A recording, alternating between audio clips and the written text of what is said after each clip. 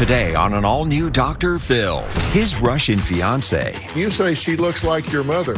lives a world away. Hey, polar bear, I mouse you. He has great sense of humor. Can this romance And so then you stay here like in timeout. You put her in timeout. go the distance? I suspect that she could love you, nurture you. Perhaps mother me. Not what I had in mind. COVID-19 has changed life as we know it. Words like self-isolation, quarantine, and social distancing have become part of our everyday vocabulary. I, like many of you, made the decision to self-quarantine, and let me tell you, it was not an overreaction. It was something we all needed to do to stem the tide of this virus. Everyone has been affected one way or another by COVID-19, whether physically, mentally, or emotionally. I've been focused on the mental and the emotional. Schools have shut down, businesses closed, events canceled. And for engaged couples, wedding plans have been derailed. My guest today, Mark Anthony, is engaged and practicing extreme social distancing with his bride-to-be, Marina. He lives in the States, and she lives 5,800 miles away in Moscow, Russia. He says their relationship is struggling because of this pandemic. They are supposed to marry on May 25th, but he's wondering if they are even ready to tie the knot. We'll meet Mark's Russian bride-to-be, Marina, a bit later, but first, Mark Anthony is joining me on Zoom from Las Vegas. So how are you doing today? Terrible. How are you, sir? Well, I'm sticking in. I'm hanging in there. I wanted to see if you listened. You did. God bless you, Dr. Phil. It's thank you for having us, and it's a real blessing to be here with you today. And I truly respect all that you do as a spiritual man and in your field of science of psychology. So thank you very much. It's an honor. Well, you're welcome. This has got to be hard for you to be head over heels in love and over 5,000 miles away from your fiance. I don't have a problem, in a sense, social distancing. But yes, social distancing from Marina has been very difficult. We are actually quite opposites to begin with, actually quite polar opposites, and I affectionately refer to her as polar bear. So yes, with regards to, being this far apart during an engagement, let alone just trying to see if we can get to her birth date of May 25th for marriage has been excruciating at times, to be honest, Dr. Phil, really excruciating. Well, you're almost 60 years old and you've never been married before?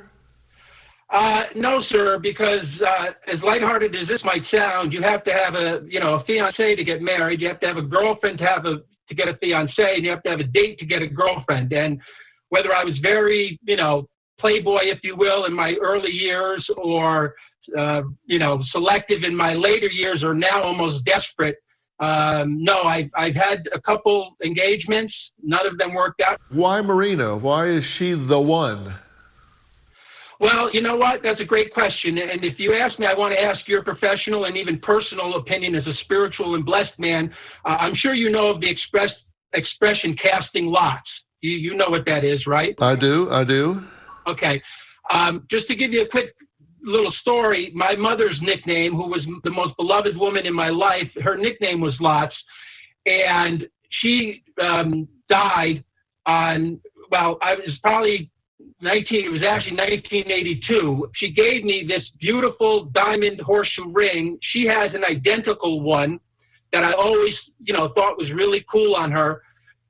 Sadly, that was basically her last year of life. And her last words to me were, "Stretch, find yourself a nice girl." And I've been on the hunt to do that ever since. Now, what I mean by casting lots is I'm under this marriage principle. I call it a match made in heaven. It's something of a ministry that since I can't figure out the right woman for me and nothing seemed to work, I said, and I've asked every woman of the 1,000 basically to marry me. Sometimes, they think that's not the right thing. They think that's kind of wacky. But to me, it shows my intention and my depth. So I asked Marina on my birthday, December 18th, to marry me. She immediately said yes. At first, because she speaks Russian and is bilingual, I didn't think she understood the language, so I had to double check. But she said yes, and immediately allowed me to set the date of marrying her on her birthday, May 25th. This Marina, you say, I noticed, and you say she looks like your mother. Yes, sir, she does resemble my mother. Mark Anthony says he's not sure Marina is ready to be his wife. I'm going to ask her what she thinks about that when we meet her next. A month after we met, Mark proposed me, and I said yes.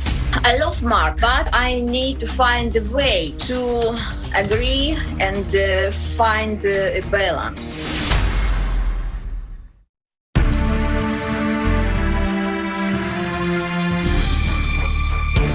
I met Marina, and I have to think it was perhaps love at first sight. So I proposed to her. However, at the beginning of January, we had a major fight. I said, go to hell. The next thing you know, she's not only leaving my apartment, she's leaving the country and going back to Russia, Moscow, where she's from. Then this virus hits.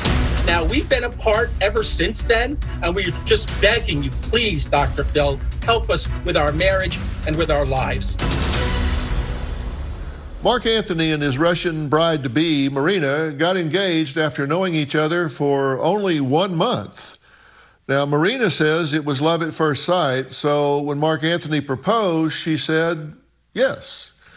They were counting down the days to their wedding on March 25th, but when they got into an argument in January and Marina left abruptly for Russia soon after the COVID-19 pandemic hit, will these two make it to the aisle? Should they make it to the aisle? And that's what they both really want to know. Dr. Phil, my name's Marina, and I would like to say that I met Mark Anthony in Las Vegas. It was like love at the first sight. I was very attracted to Mark. A month after we met, Mark proposed me. I was shocked because it was a very big surprise for me, but this month in Las Vegas we met. It was a very happy month for me, and I said yes. When he doesn't get his way, he can be aggressive. Sometimes it can be funny, but sometimes very scary. He became verbally aggressive, so I left and went back to Russia.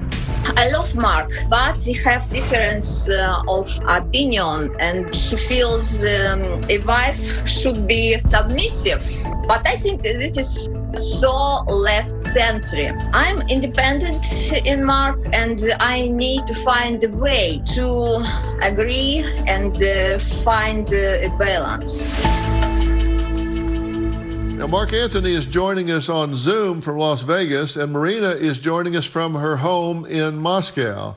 Marina, let me start with you. Thank you so much. I know it's probably evening over there. I appreciate you joining us. Hi.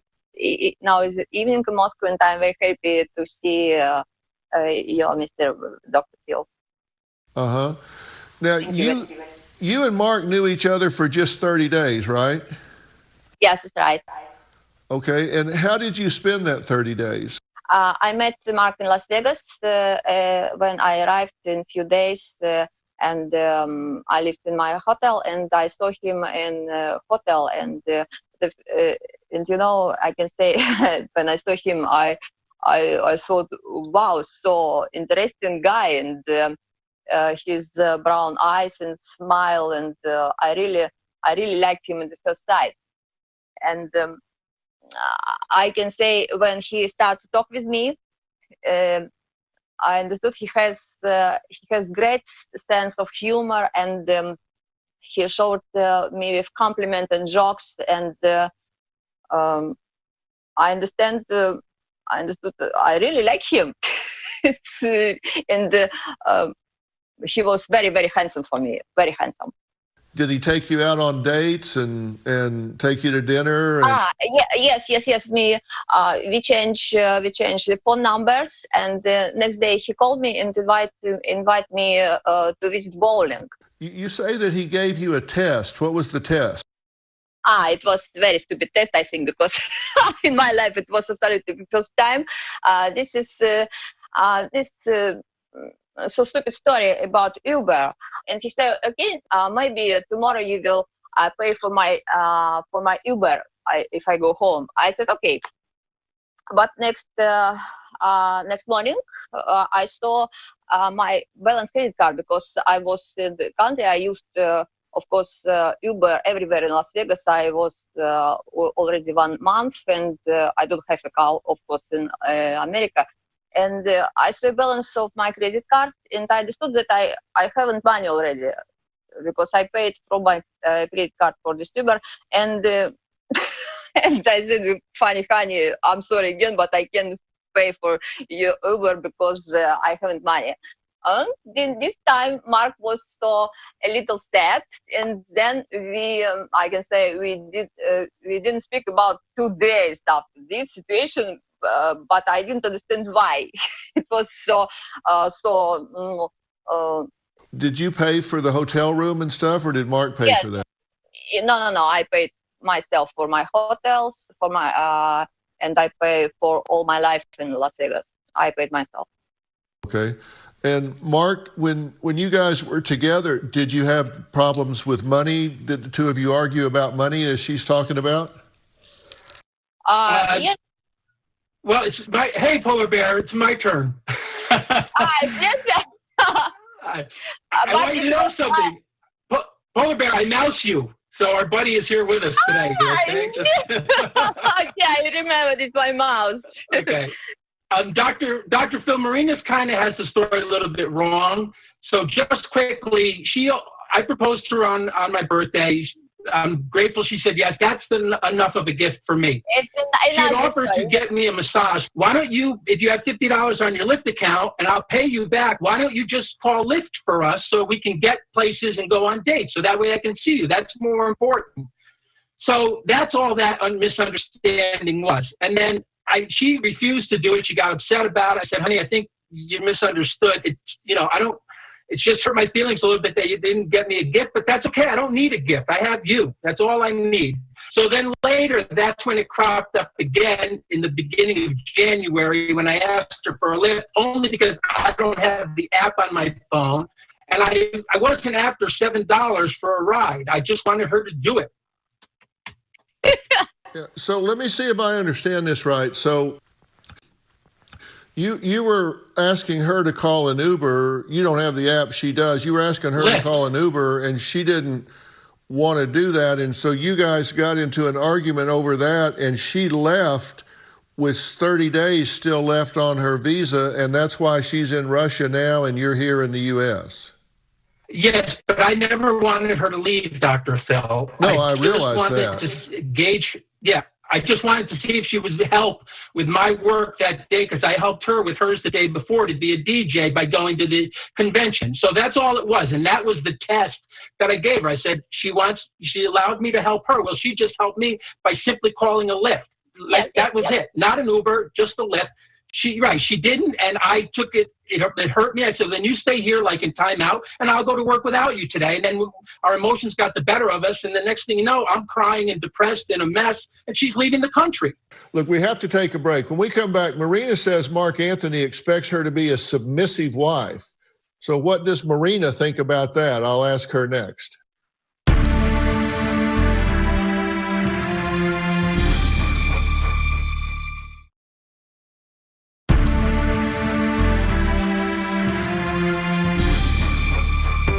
Being a spiritual guy, I think that a wife should do 3 things for the husband. 1, be fruitful and multiply, which is predominantly give birth. 2 is to be a helpmate or to help the husband. And 3 is to be what the Bible calls submissive. But really, to me, it's she should follow my lead and I should follow God's lead. And that's where I should ultimately lead her. Being in a long-distance relationship is hard enough for Mark Anthony and his Russian bride-to-be, Marina. She lives in Russia, and he's here in the United States.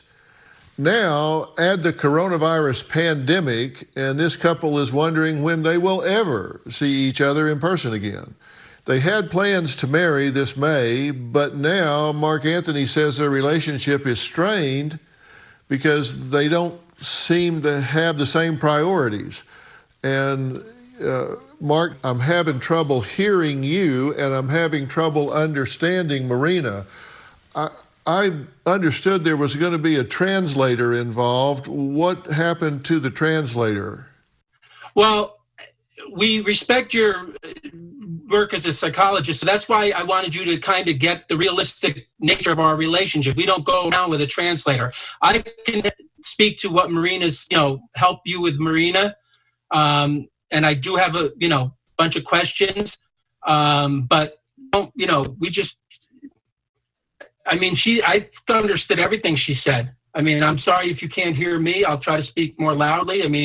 No, it's not your fault. It's the technology. It's just coming out of Vegas. I think it's just it cuts in and out. But I can hear you mostly, and I understand That's what we've been. I understand you can understand her, but you've been with her for a month every day, and I'm having trouble picking up the patterns here.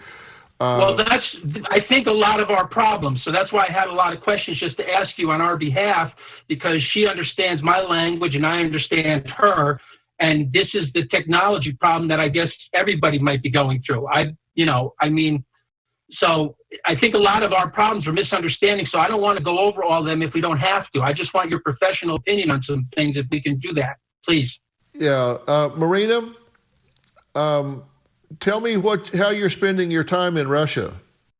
In Russia now is quarantine. We all sit at home. It's very important because if I want to go outside, I can go only to the shop, only apteka to buy some medicine, and I should be at home. But if people, some people works, but if you want to go to work, you should have electronic pass for this. And we're all at home now. Do you have a boyfriend in Russia? Anybody that you were seeing before you came over here? Anybody you're seeing since you went home? No, that I don't have a boyfriend here in Russia. I have only my funny honey, Mark Anthony. And this translator that was going to be involved was a very handsome, buff young man. What's your relationship with him? This is son of my girlfriend in fitness club. He's I visit my fitness club about 5 years already, and I have girlfriends, and this is his mom. I can say he's a boy. Yeah, he's a fitness trainer, right? Yes, that's right. Yeah. What are you worried about with regard to marrying Mark Anthony? What would be your biggest worry? My biggest worry, this is maybe he's sometimes very, so I can say, maybe nervous about me, about our future, maybe about money. And we speak about a lot, but I think we should be relaxed and be happy. And if we are in love, and we should have enjoy with our relations now. And I think when we relax and enjoy, all will be very good. And we will work together. And I think so. Why not? And you say that. I'm sorry. I'm absolutely positive. You say that he wants you to be submissive, and that's not your idea of being in a marriage? Yes, Mark, Mark thinks that the wife should be submissive, but I with this I absolutely don't agree, because I think I'm independent and I can make money, and I will work, and I work now when pandemic is over, and but I don't want I think in relations we should be we shouldn't have a boss and not a boss. We should be friends, maybe partner. So I think, but not submissive. Okay. Well, Mark Anthony says he has some questions he wants answered. So when we come back, Marina, I want you to listen to Mark Anthony's questions and my answers. Marina says that Mark Anthony lives in a box on an air mattress, and she says she just can't live like that. So I'm going to answer Mark Anthony's questions when we come back, and we'll see if we can come to some kind of a plan here. We'll be right back.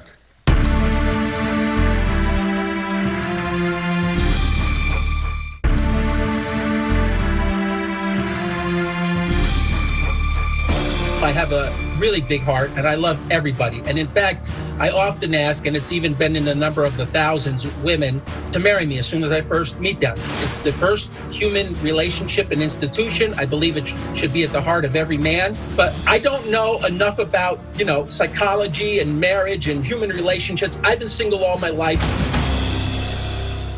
Engaged couple Mark Anthony and his Russian bride-to-be Marina say love in the time of COVID-19 has put a strain on their relationship to the point where they aren't sure if they should get married. Mark, you go ahead and start with your first question. A wife should be three things, as I understand it spiritually: fruitful and multiply, a helpmate, and to be submissive, but not submissive in an enslaved sense, but more like follow the leader. Marina follows me, I get her to God. I get us to God. So having said that, you also mentioned money.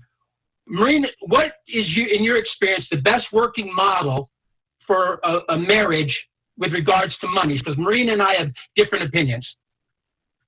Well, I think that a marriage is a negotiation from the beginning and every day of the relationship. It's always negotiated. And if you want to look at it from a spiritual standpoint, the role of the man in the family is to be a provider, a protector, a leader, and a teacher. And so I think that you absolutely have a responsibility to at least contribute in a material fashion to the relationship as the man in the family. That doesn't mean that she can't contribute also, but I think you have a responsibility. How would she contribute if not financially? How would she contribute if not financially, since I have to help her get work as a DJ?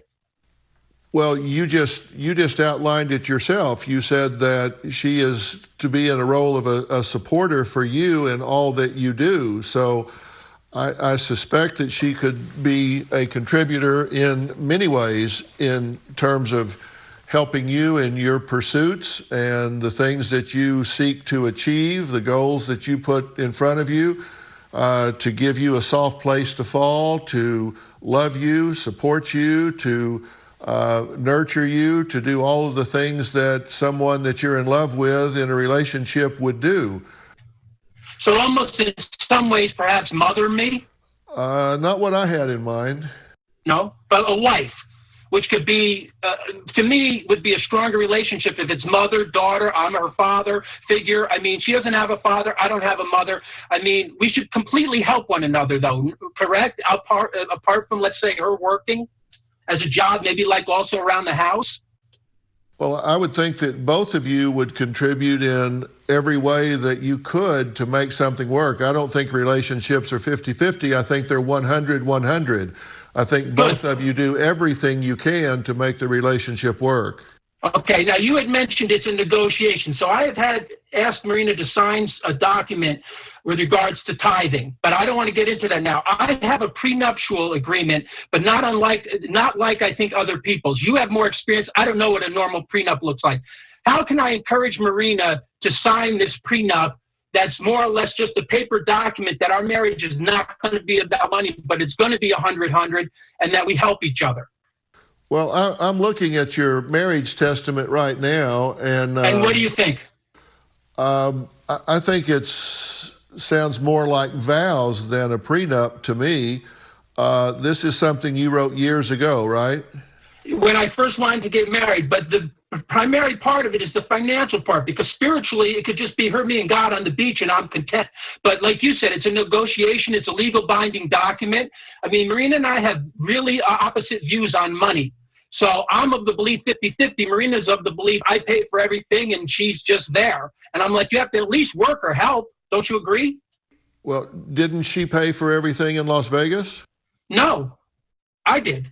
Anything we were together, and let me ask you this. If I was just to promise to provide food, clothing, and shelter, which is scriptural, and then let's say date nights, would that be enough of my responsibility financially, and any money that we make is our money? Because she's of the belief that I'm supposed to do all the work, make all the money, support her, and she just gets to do her, her DJ dream. But again, what is your best working financial model, and would you be against her signing this prenup? I would absolutely be against her signing this prenup. I think it is vague, ambiguous, and I think you're weaponizing it in the way you're describing it to me right now. How do you mean weaponizing it? Well, I think I think you're using it to trap her into a situation of meeting your expectations, and that's not a negotiation, that is a manipulation. And so I would absolutely think that this is not offered in good faith. Wow. I always thought she kind of manipulated me in the sense that, well, I mean, I just want to make sure we have a sustainable working financial model that we can exist in a marriage. Because if I don't make enough money and I end up broke and she just leaves me, brokenhearted and homeless, I'm not asking her to pay the rent. I'm not asking her to pay for her own food. I'm not asking her to pay for her own clothes. I'm just saying help around the house. And Marina's been adamant that she's not a cook. She's not a nurse. She doesn't clean. She doesn't go to the market, and she won't drive me a car even. So what am I supposed to do? Well, that doesn't sound like very wifely material. Well, no, now, good. Next question. Okay. Now, next question. If I had to write up a chart or checklist, Marina would meet one of the 10 criteria. Well, we're going to take a break, and I'm going to give you a very specific answer to that immediately when we come back.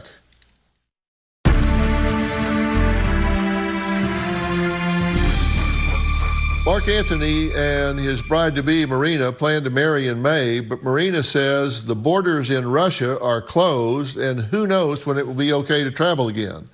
They're joining me on Zoom. And Marina, you're listening to everything that we're saying, right? You're able to hear everything? Yes, I listen. And I answered Mark's first question, which was, I would not advise you to sign this prenuptial agreement. And his second question was that there's this date set up for May 25th, and if he looks down this list and like 1 out of 10 of those things seem reasonable to him, should he go forward with this? That's your question, right, Mark?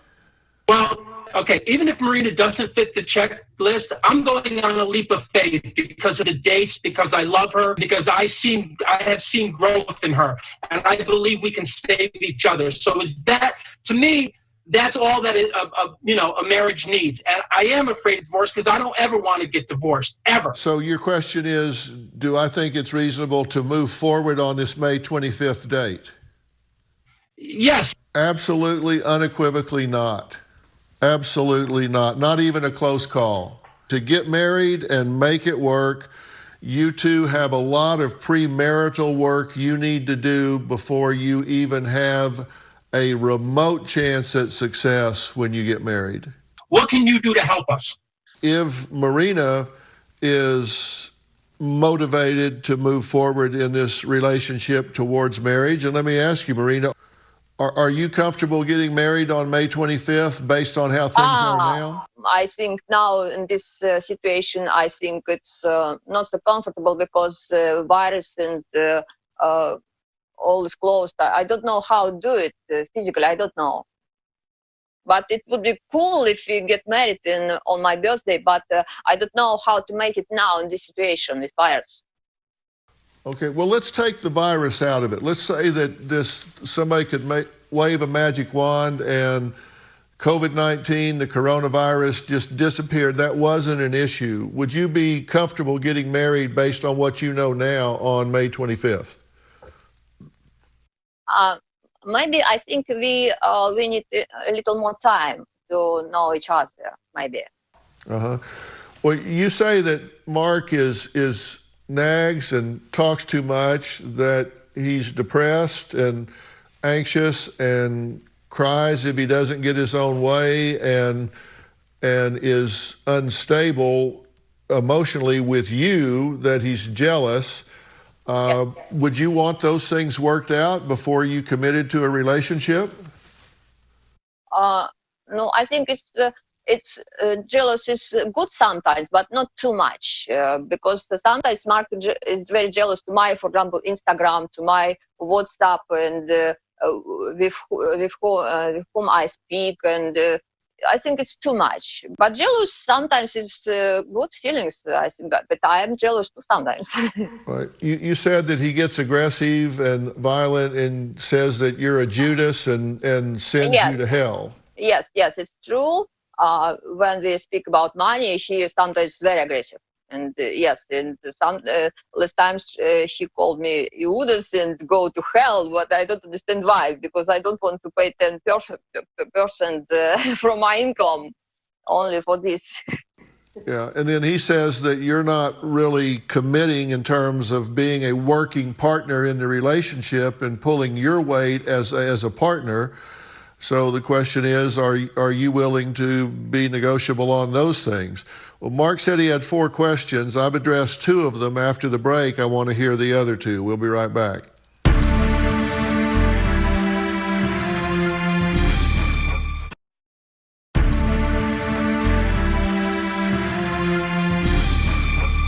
Mark Anthony says he's sick of dating countless, meaningless women. He says he no longer wants to be a single man. In November, he met the woman of his dreams, Marina. They're engaged, but the problem is, Mark Anthony says they are polar opposites. Not only are their priorities different, but Marina lives far away in Moscow, Russia. Now, Mark Anthony says they are a perfect example of extreme social distancing, which neither of them want right now, but we are under very unusual circumstances. Now, Mark, you said you had 4 questions. You've asked 2 of them. What are the other 2 in as succinct a way as you can ask them? Okay, first of all, I'm as much protective as I am jealous. I'm not, overly jealous. Second of all, here's my question on making this happen during the virus. We have a date, God ordained, I believe, of May 25th. I can get Marina to Germany and then to, and maybe with the help of, some donations from my nonprofit, whatever, but I can get her to a place in the Dominican Republic to get married and then even prayerfully baptized. Is it wrong for me to ask her, or can I ask her to at least pay her airfare to come to, it's actually the Dominican Republic, and I'll take care of everything else for a marriage and a honeymoon? Can I ask you to ask for that, or what's your opinion on that? That's my main question right now. Well, Marina, how do you feel about that? And Marina doesn't know this until now. I wanted to surprise her, Polar Bear. We can get married on May 25th in the Dominican Republic. What? In a beach on an island. We can get married on May 25th. If you'd be willing to just hopefully maybe pay for your airfare to come there. I'll pay for everything else, and I'll pay for our future. With a house, in a place, an apartment, a big apartment. I don't live in a box. I live in a studio apartment. But would you be willing to can you, it's only $500 to come from, you can fly through Germany, free visa, the whole thing. Would you be willing to pay your own airfare so I know you're sincerely interested? And I'll pay for the marriage, I'll pay for the honeymoon, I'll pay for everything after that. If you would just, it's only $500 to fly to the Dominican Republic from Moscow. Would you be willing to do that, or have Dr. McGraw give his advice on if it's okay for you to do that? Marina, I assume your hesitation is your answer. It's your new idea. Okay, but I didn't know about. I should pay $500. I know you didn't know. It's a surprise. Surprise! It's a surprise. But I want, okay. Right. Okay. I want you to help. Dr. Phil, is it wrong for me to ask Marina to put forth a small financial commitment to that marriage on that day? Is that right or wrong in your opinion? What's your advice? I think it's very unhealthy. Really? I should pay for everything? No, I'm not saying that. I just said I think what you're doing. Then how do we get married? I think what you're doing is another test, and I think it's very unhealthy. I'll come back to this. What's your 4th question? Well, the next question would probably be, I mentioned the honeymoon. It would be, how do I know the difference between twofold, love and codependency? I mean, I cry, I get depressed. I think it's a broken heart. I don't think it's a codependent thing. It's a little, how do I know the difference? I assume this is the question that leads into is it better to be married for 2 years than not at all, right? Yes, sir, in a way it is. But I get everybody's evil, and I don't doubt the devil's going to try to attack us with divorce. But I want to know, what's your answer on that?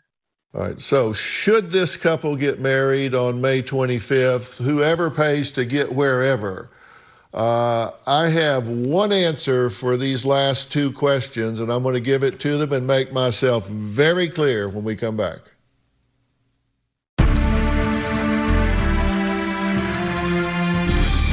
Mark Anthony and Marina want to know, basically, if they're ready for marriage. Now, there have been some questions about who should pay to get where and what some of the parameters should be. But Marina, I say to both of you, my bottom line answer is this. I don't think you two are even almost ready to get married. Now, can you get there before May 25th? I don't know. It depends on how much you're willing to work at it. You need to get yourselves involved in premarital counseling, and what that means is you've got to get with a professional and talk about such things as division of labor, religion, children, in-laws, expectations for how you spend time, money, all of the things that are involved in a relationship, geography, where you live, what you do, all of the things that you want to work out before you get into a marriage, because filling out paperwork doesn't solve those things. And right now, there are so many open issues here, value-wise, personality-wise, psychologically, that the chance of this working, to me, is close to zero. Now, if you get that kind of counseling and you can work those things out, then you can have a good running chance at this. And I am more than happy to arrange and provide for you to have that kind of counseling on a teletherapy type arrangement, so you can do it from where you are, so the two of you can talk to this professional together and go through that process for the next 30 days if you would like to do that, and see if you can get where you need to be to proceed in this relationship. And if you don't do that, I would say to both of you, save yourself the heartache and absolutely don't do it. Would you like for me to arrange for that premarital counseling for you? Polar Bear, what do you think?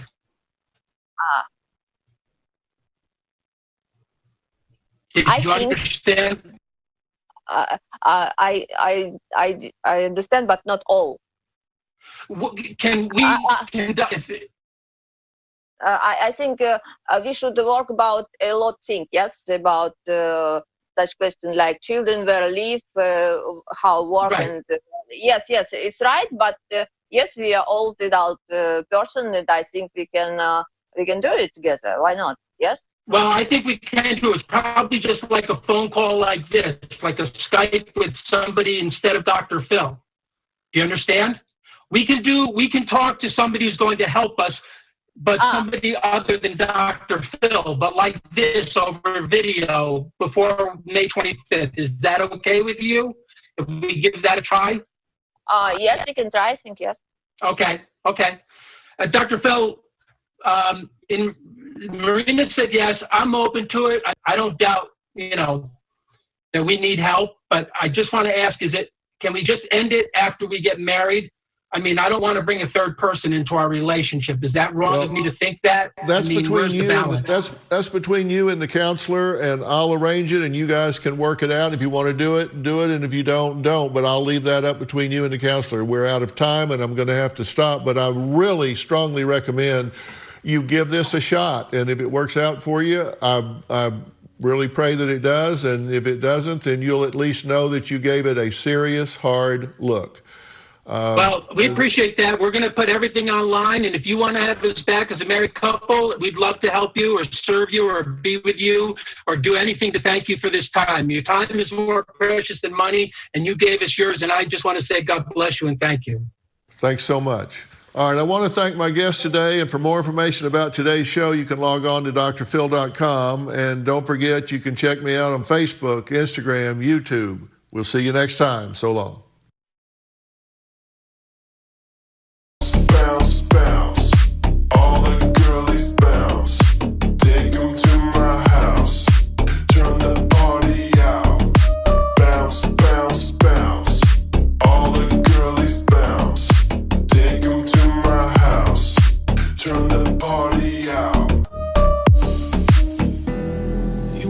20,000 times. Memories can kill ya, but I didn't hear ya. I thought that I could fly, but woke up on the asphalt. I swear there was the last time. I've always been naive. Call it.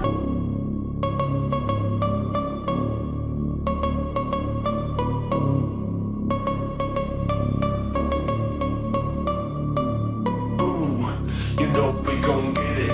Ooh, you know we gon' get it. Ooh, you know we gon' get it. Every day and night, that's right. Ooh, you know we gon' get it. Ooh, you know we gon' get it. Ooh, you know we gon' get it.